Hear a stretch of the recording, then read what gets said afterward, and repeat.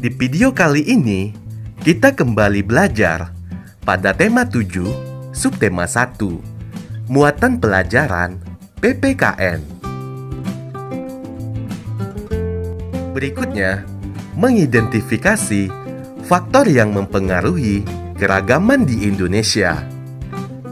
Keragaman yang ada di Indonesia dipengaruhi oleh agama, suku bangsa, dan bidang pekerjaan. Keragaman agama terjadi karena letak Indonesia yang cukup strategis. Dari segi suku bangsa, Indonesia merupakan negara kepulauan yang menyebabkan munculnya beragam suku di Indonesia. Dari bidang pekerjaan, keragaman muncul karena dipengaruhi kondisi alam dan kebutuhan manusia.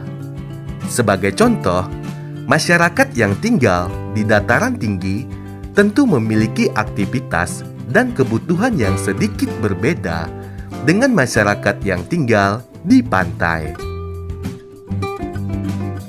Keragaman agama, suku bangsa, dan pekerjaan merupakan kekayaan bagi negara kita. Kita harus saling menghormati dan menghargai agar tercipta persatuan dan kesatuan di Indonesia. Sikap persatuan dan kesatuan dapat dilakukan dengan cara-cara berikut. Yang pertama, mau berteman tanpa membeda-bedakan agama dan suku bangsa. Kedua, menghormati teman yang sedang beribadah, seperti tidak mengobrol di dekat teman yang sedang beribadah. Ketiga, tidak mengganggu teman karena memiliki logat bahasa yang berbeda.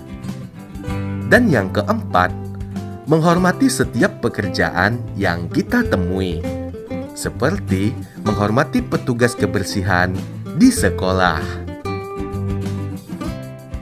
Berikut sikap menghargai keragaman suku yang ada di Indonesia. Yang pertama, menghormati orang yang berasal dari suku lain. Kedua, menerima perbedaan fisik setiap suku. Ketiga, merasa bangga pada semua suku di Indonesia.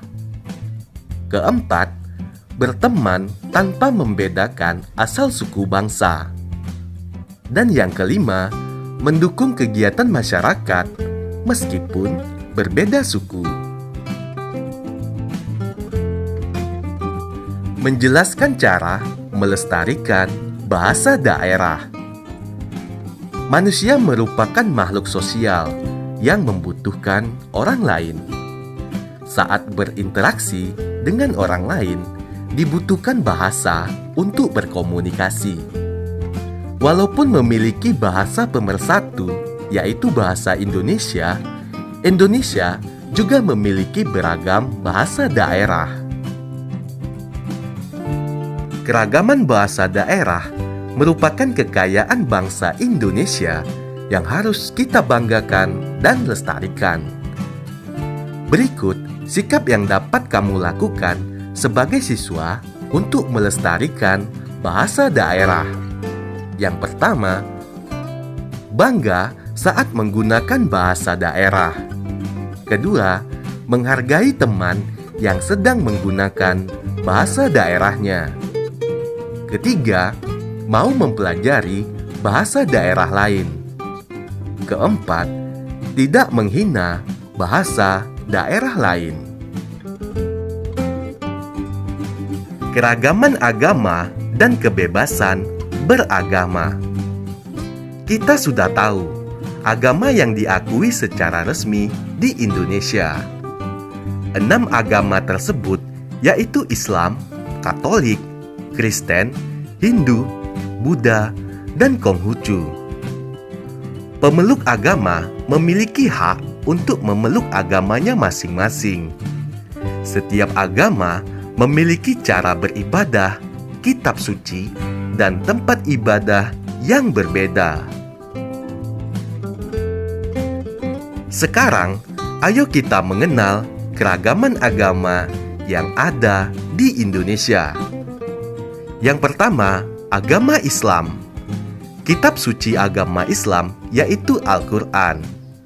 Tempat ibadahnya bernama masjid.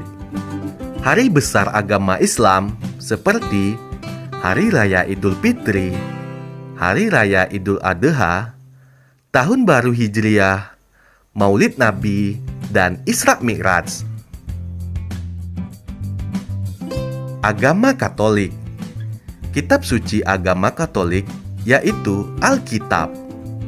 Tempat ibadahnya Gereja Katolik.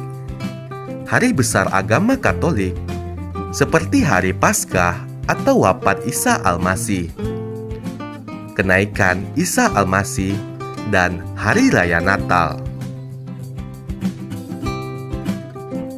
Agama Kristen. Kitab sucinya bernama Alkitab. Tempat ibadahnya Gereja Kristen. Hari besar agama Kristen seperti Hari Paskah, kenaikan Isa Al-Masih, dan Hari Natal. Agama Hindu. Kitab suci agama Hindu yaitu Kitab Weda. Tempat ibadahnya bernama Pura. Hari besar agama Hindu, Hari Raya Nyepi, Galungan, Kuningan, Saraswati, Pagerwesi, dan Siwaratri. Selanjutnya, agama Buddha. Kitab suci agama Buddha bernama Kitab Tripitaka. Tempat ibadahnya bernama Wihara. Hari besar agama Buddha, Hari Raya Waisak, Katina, Asada, dan Maga Puja. Agama Konghucu.